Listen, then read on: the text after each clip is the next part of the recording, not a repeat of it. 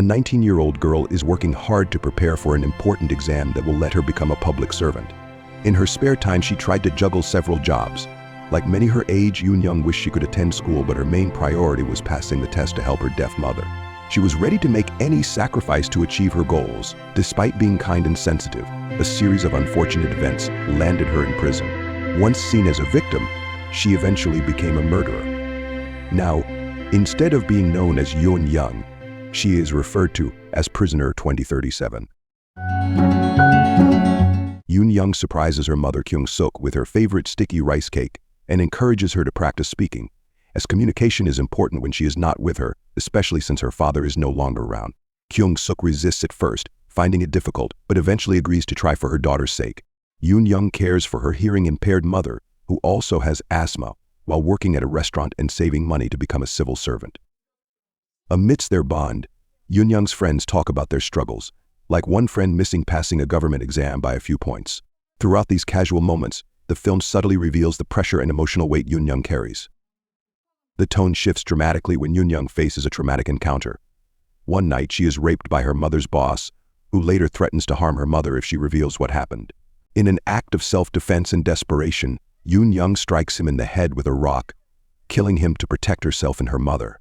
The legal system, however, is complicated and unkind to her situation. The authorities don't see her actions as self-defense because the attacker is dead, leaving little room to prove the sexual assault or justify her response. Yoon-young is at a crossroads, facing the harsh realities of her situation. Her mother expresses deep worry for her, but Yoon-young tries to console her by asking her not to seek help from anyone, especially organizations or people offering pity.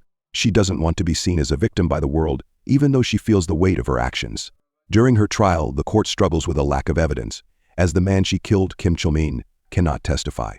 The court ultimately sentences Yoon-young to 5 years in prison, acknowledging that it was not an act of self-defense. Despite the sentence, her mother is heartbroken.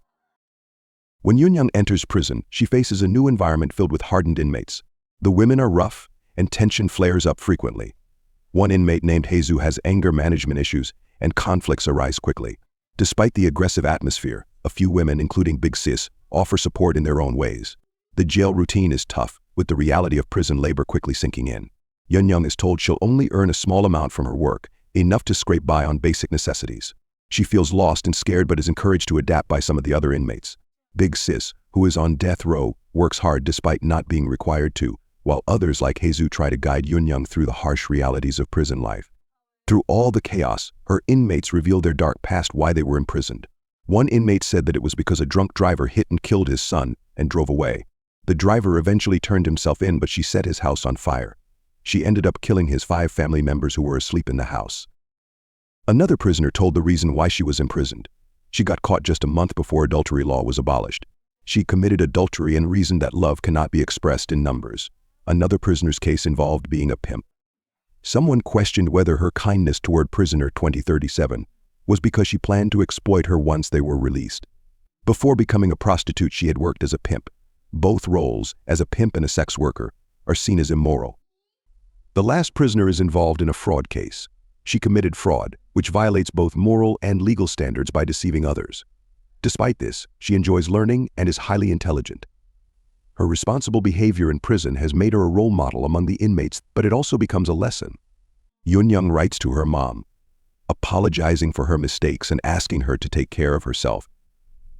Despite being in a difficult situation herself, the prison's strict rules about communication and support are evident as she learns how to send letters and navigate life inside the facility.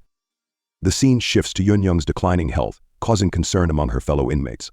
It's revealed that Yoon-young is pregnant, stirring up a mix of emotions and debates within the prison. Upon discovering her pregnancy, Yoon-young attempted to end her life and abort the baby, fearing that if she gave birth, she would be forever haunted by the memory of the man who brutally raped her.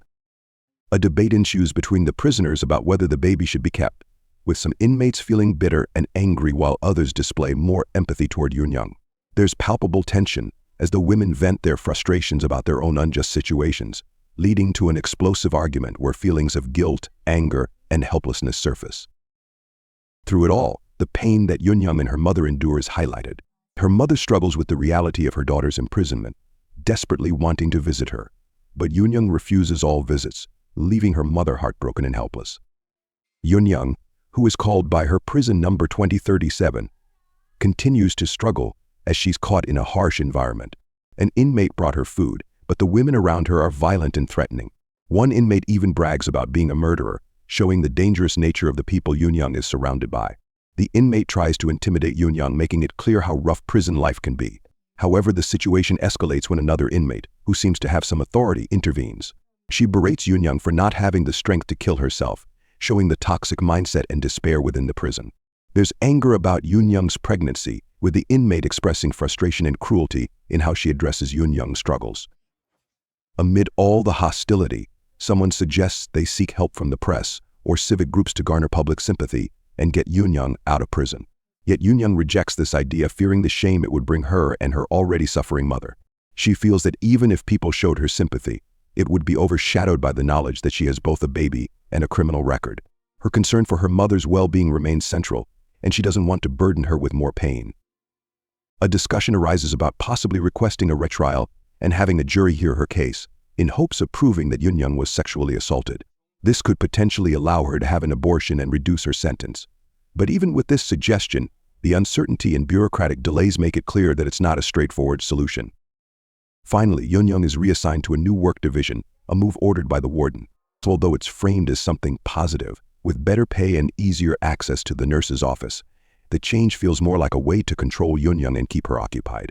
The work involves checking goods coming into the prison, which adds a new layer to her routine, and she's given a slightly more manageable task in her already difficult life.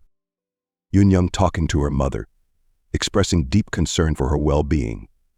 She reassures her mom that she'll only be in prison for a year if she behaves, and that the authorities will even allow her to study.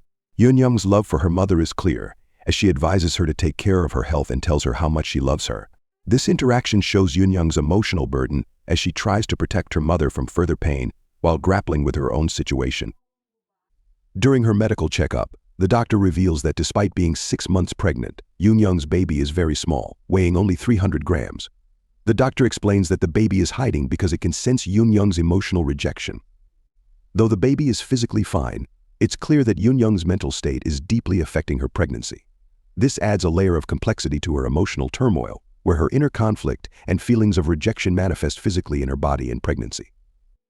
Back in the prison, her fellow inmates react to the news of her 6-month pregnancy with surprise and some disbelief. They joke about the baby hiding, but the conversation turns to concern when they realize the gravity of her situation. One of the older inmates even takes on a nurturing role, offering her food and warmth, showing that in the harsh environment of prison, moments of care and kindness still exist. Young's emotional challenges continue when she learns about her father's death. The prison informs her that he left behind some inheritance, but she shows no interest in it, not even wanting to know more about his body. This shows Young's emotional detachment and distance from her father, further highlighting the many burdens she carries in silence. Finally, we are taken to her trial, where the prosecution argues that her actions cannot be considered self-defense, despite the claim that she was sexually assaulted. The law is presented as rigid, and the prosecution insists that using excessive force in retaliation for sexual assault does not constitute a valid defense. Young is then given the chance to make a final statement. Her words are raw and heartbreaking. She admits to killing someone and acknowledges that the jury might not believe her, but she insists that she was sexually assaulted. She expresses a longing to serve her time and return home to her mother, hoping to live as if nothing happened, but also reveals how difficult and terrifying prison life has been for her. In the end, the jury and judge come to a verdict. While they do not fully accept her claim of self-defense, they acknowledge that the encounter was violent and coercive. This leads to a reduced sentence of 1 year, giving Young a glimmer of hope amidst all the pain and fear she has experienced. Despite the rough language and the harsh environment, there are moments of tenderness, especially when Young's fellow inmates try to support her in preparation for the birth of her baby. They discuss everything from possible names for the baby to the deeper meaning behind their personal struggles. The tension rises when Young goes into labor. The women try to help her, but the situation quickly turns dire. Young experiences complications, leading to a life-threatening situation for both her and the baby. The scene becomes even more emotional as the story shifts to a heartfelt letter Young has written to her fellow inmates, expressing her gratitude, hopes, and regrets. In this letter, Young reveals her deep affection for the women she has come to know and care for during her time in prison. Each inmate has impacted her in different ways, and she wishes the best for them, even as she confronts the possibility that she might not survive the birth of her child. The scene closes with uncertainty about Yoon-young's fate, but her letter leaves a lasting impact on the audience, emphasizing themes of love, sacrifice, and the desire for redemption, even in the most challenging circumstances. When people come together and support one another during tough times, they can find strength and comfort in their shared experiences.